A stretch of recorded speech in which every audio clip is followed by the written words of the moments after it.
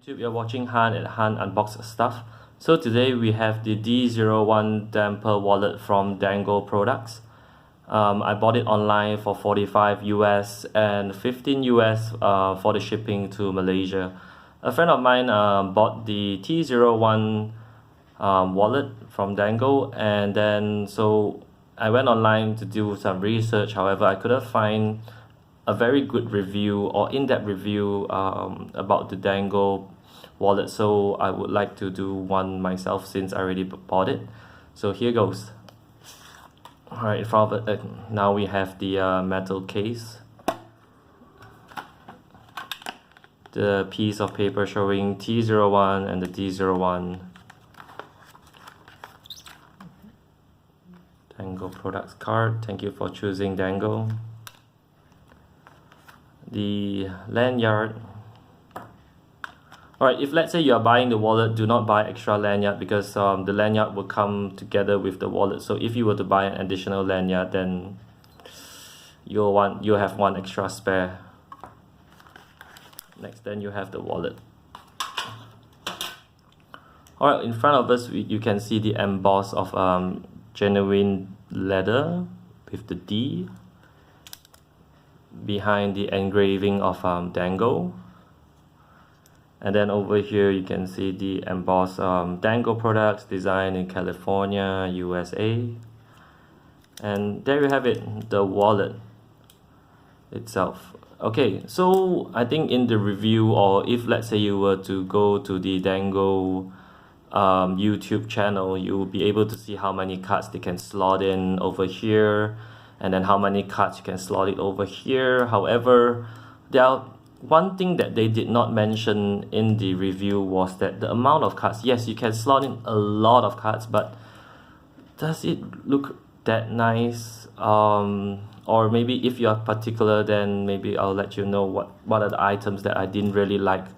If let's say you have more than 4 cards over here, okay? So let me give you an example. Over here I have 1, 2, 3, okay, 4 cards, right? So 4 cards. When you slot in 4 cards at the back pocket,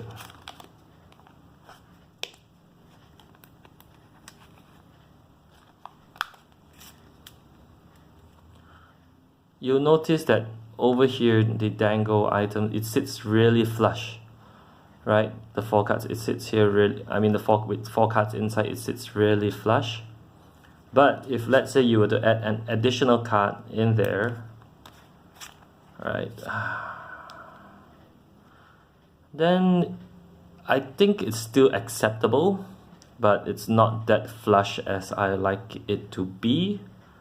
And then if let's say you have the number 6 card in here, then it really comes out, and then you can see that it moves, right? So I really wouldn't recommend you to have more than 5 cards over here. As you see, it's not as nice. If let's say we were to remove 1 card, so you have 5 cards, then it's fine. It does not move, right? No matter how you push it, does not move. If you really want it to sit really flush, then 4 cards is, I would say, it's the recommended, and it looks really stealthy, really perfect. I mean, it's really nice. You really can feel that there is no jutting out, no edges, no sharp corners or whatsoever. And over here they mentioned that you can have like 3 cards, but I wouldn't really recommend it as well. If let's say I were to put a card here at the front pocket, it's fine. You'll see a little bit of stretch over here. And then if let's say I were to put an additional card, give me a moment, by forcing it in, man, it's really tight, then you'll see that it's stretching the leather over here at the screw area. So I don't think that it's really recommended. So maybe you should have only 1 card here, which then you don't really stretch the leather, and here, and then at the back maybe just 4 cards max. I think you are just looking at 5 cards. So if let's say you have 6 or more cards which you need to hold at any given point in time, then you might want to reconsider this wallet. Else, if let's say you have less than that, or you can sacrifice some of your cards, maybe 4 cards over 5 cards here, 1 card in front, and then oh yeah, don't forget you have to put your cash as well. So so over here, let me see how many pieces of 1 2 3 4 5 6 all right, 8 pieces of notes, and we were to fold it this way, so we still have to put it here.